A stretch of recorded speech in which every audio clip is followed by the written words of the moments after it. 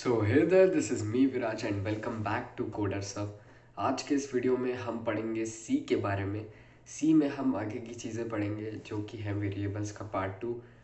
हमने कुछ चीज़ें कवर नहीं की थी वेरिएबल्स में, तो आपको पिछले वीडियो देखना हो तो ये प्लेलिस्ट एक्सेस कर सकते हो।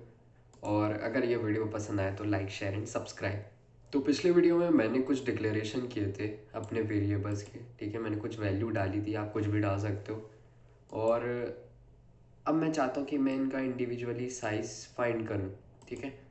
तो उसके लिए अच्छा, पहले एक चीज़ बतानी थी मुझे। डेफिनेशन और डिक्लेरेशन में फ़र्क क्या है? तो फ़र्क यही है कि मैंने इंट एक्स, ये मैंने एक वेरिएबल डिक्लेयर किया है, ठीक है। मैंने एक वेरिएबल डिक्लेयर किया है, ओके। और मैंने एक्स इक्वल्स 10 दिया है, ओके। सो मैंने यहाँ पे वैल्यू अपनी डिक्लेयर की और यहाँ पे मैंने उसे डिफाइन कर दिया, तो कंफ्यूज मत होना। और आप डिक्लेरेशन और डेफिनेशन एक साथ भी कर सकते हो ऐसे, ओके। और अब मैं आपको बताऊंगा कि साइज़ कैसे फाइंड करते हैं। तो मान लो मैं यहाँ पे लिखूँगा printf और फिर फॉर्मेट स्पेसिफायर जो कि यूज़ होगा साइज़ फाइंड करने के लिए, वो है ZU, ओके, %ZU। और फिर मैं लिखूँगा साइज़ ऑफ। तो साइज़ ऑफ के अंदर मैं लिख देता हूँ एक्स। एक्स है हमारा इंटीजर टाइप, ठीक है। बेसिकली ये क्या बताएगा, ये बताएगा 4 बाइट, ठीक है। ये 4 बाइट साइज़ होता है हमारे इंटीजर्स का। हमारे इंटीजर 4 बाइट साइज़ लेते हैं अपनी मेमोरी में। तो इसको थोड़ा और अच्छा दिखाने के लिए मैं यहाँ लिख देता हूँ बाइट्स, ठीक है। तो जो भी आंसर होगा साइज ऑफ एक्स से जो भी मिलेगा वो हमें %ZU की जगह स्टोर हो जाएगा और उसके बाजू में बाइट्स लिख के आ जाएगा, ठीक है। तो इसको सेव और रन कर लेते हैं।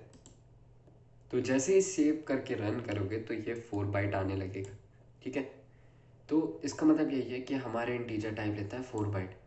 अच्छा, इसकी जगह मैं लिख देता हूँ हमारा myvar3, ठीक है। myvar2 लिखता हूँ क्योंकि वो हमारा फ्लोट है, ठीक है। myvar2 अब आएगा 4 बाइट, क्योंकि हमारा जो फ्लोट टाइप होता है वो भी 4 बाइट लेता है। अच्छा, इसकी जगह मैं 3 लिख देता हूँ myvar3, जो कि हमारा डबल, और ये लेता है 8 बाइट, ठीक है। तो ध्यान रखना, डबल लेता है 8 बाइट, जो कि डबल होता है फ्लोट का। अब मैं लिखूँगा myvar4, जो कि है हमारा कैर। तो ये देखो 1 बाइट आ रहा है, ग्रामर में मत जाना, बट हाँ, कैर लेता है 1 बाइट क्योंकि वो एक सिंगल कैरेक्टर स्टोर करता है, ओके।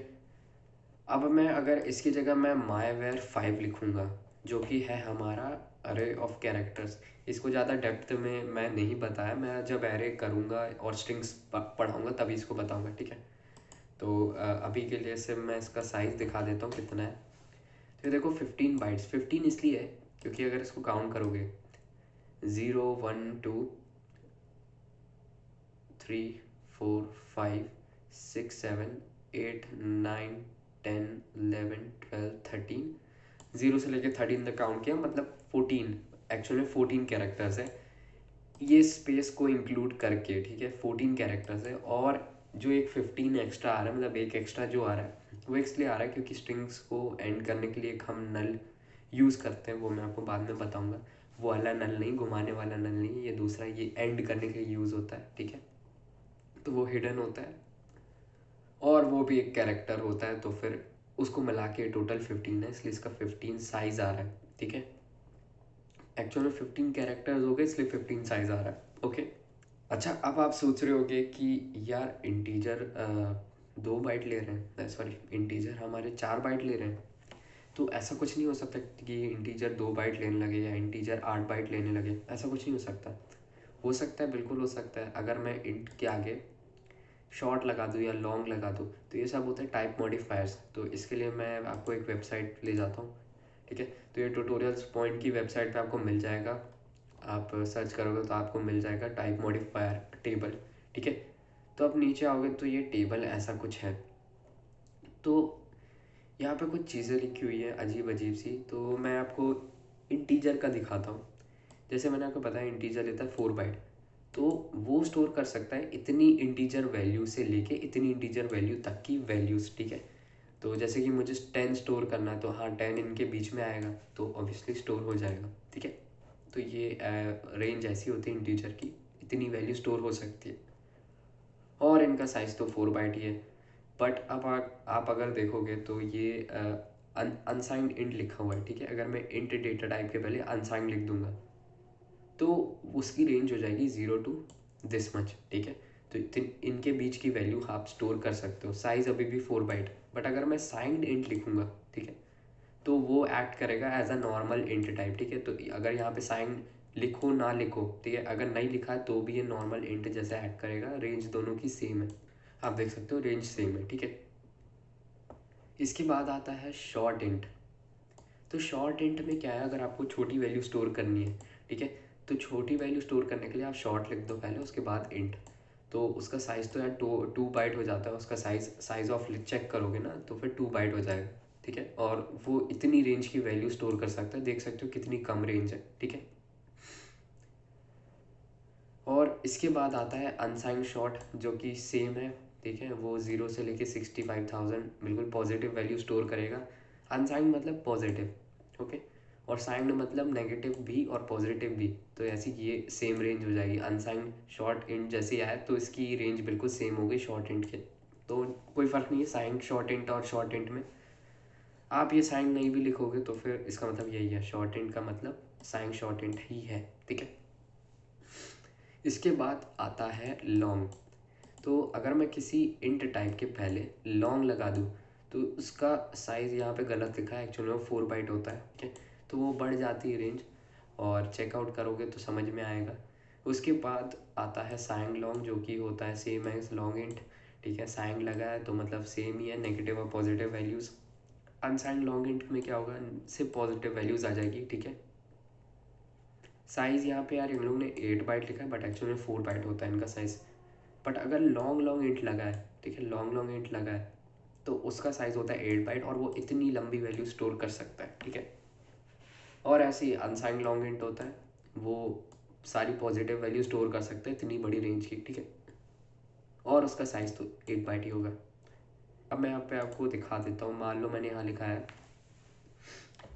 लॉन्ग इंट, ठीक है। अगर मैंने यहाँ पे लिखा है लॉन्ग इंट और मैं आपको कौन सी वैल्यू प्रिंट करनी, मैं माईवेयर 5 का साइज़ प्रिंट करके दिखाता हूँ आपको, ठीक है। तो इसका साइज़ देखो अभी 4 बाइट है, ठीक है, क्योंकि लॉन्ग का साइज़ 4 बाइट है और वहाँ पे 8 बाइट लिखा तो वो गलत है। बट अगर मैं लॉन्ग इंट लिख दूँ, जो कि बहुत बड़ी वैल्यू स्टोर करने के लिए काम आ सकता है, अभी 19 तो बहुत ही छोटी वैल्यू है, ठीक है। बहुत बड़ी वैल्यू स्टोर करनी है तो आप लॉन्ग लगा सकते हो। और यहाँ पे मैंने सेव किया तो अभी देखो 8 बाइट आ रहा है, ठीक है। अच्छा मान लो मैं ये लॉन्ग इंट मैं यहाँ की जगह मैं यहाँ लगा दूँ, ठीक है, लॉन्ग फ्लोट कर दूँ तो क्या होगा, तो बोला invalid combination of type specifiers. तो इसको मैं अगर ऐसा कर दूँ, ठीक है, तो अब देखो क्या होता है। मैं अगर माईवेयर 2 को प्रिंट करता हूँ, माईवेयर 2 है हमारा, ठीक है। तो ये देखो लॉन्ग फ्लोट इज ब्ला ब्ला ब्ला, तो वो लॉन्ग फ्लोट हम बना नहीं पा रहे हैं, ठीक है ना। तो इसलिए प्रॉब्लम जा रही है हमको। तो यहाँ पे आप लॉन्ग नहीं लगा सकते हो ऐसे।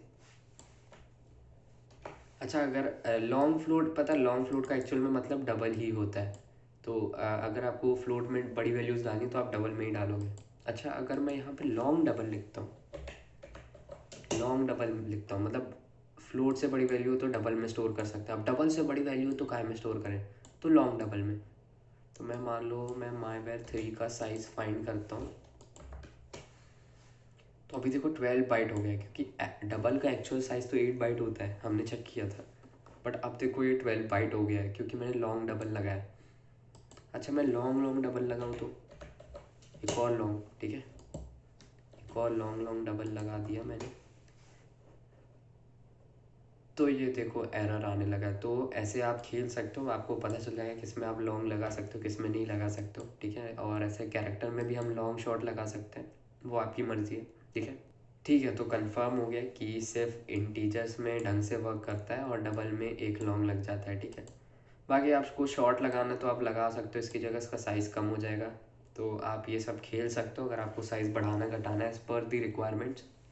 और मेरा काम था सिर्फ इतना बताना कि लॉन्ग शॉर्ट का यूज़ क्या है। अच्छा, साइंड और अनसाइंड का भी यूज़ समझ गए होगे। अनसाइंड का मतलब ये है कि वो माइनस वाली वैल्यूज़ भी लेगा और प्लस वाली वैल्यूज़ भी आप इसके अंदर डाल सकते हो, ठीक है। साइंड का मतलब just a minute guys. Okay, so sine का मतलब ये है कि वो नेगेटिव वैल्यूज़ और पॉजिटिव वैल्यूज़ भी ले लेगा, और अनसाइन का मतलब है वो सिर्फ पॉजिटिव वैल्यूज़ देगा, ठीक है। तो आई थिंक इतना क्लियर होगा आपको। अच्छा, एक चीज़ और, अब आप देख रहे होगे, मैं यहाँ से लॉन्ग हटा देता हूँ, ठीक है। अब आप देख रहे होगे अरे लॉन्ग लॉन्ग इंट भी बहुत बड़ी चीज़ है, ठीक है। मैं बहुत आलसी आदमी हूँ और मैं इतना बड़ा नहीं लिखना चाहता हूँ, ठीक है। बहुत सारे डिक्लेरेशन करने होंगे तो बार बार इतना कौन लिखेगा, तो उसके लिए एक टाइप डेफ आता है। तो यहाँ पे आपको कुछ नहीं करना, आपको टाइप डेफ लिखना है, और मैं यहाँ पे लिखूँगा लॉन्ग लॉन्ग इंट, और अब मैं चाहता हूँ मैं इसका कुछ शॉर्टकट बना दूँ, तो मैं लिख दूँगा LLI, ठीक है। तो अब देखना ये बिल्कुल पकड़ लेगा और ये सही से काम करने लगेगा। तो ऐसे आप शॉर्टकट लगा सकते हो, कोई भी दिक्कत नहीं जाएगी। और ये तो सिर्फ एक ही डिक्लेरेशन, मान लो मेरे को 20-25 बार डिक्लेयर करना है ये लॉन्ग लॉन्ग इंट, तो उसके लिए यार हैवी चाहिए ना, मतलब ऐसा शॉर्टकट कुछ मिल जाए तो बढ़िया है। तो ये मिल गया शॉर्टकट, ठीक है। तो गाइज़ आप जैसे ही इस टेबल पे आओगे, मैं इसकी लिंक आपको प्रोवाइड कर दूंगा, ये ट्यूटोरियल्स पॉइंट में अवेलेबल है।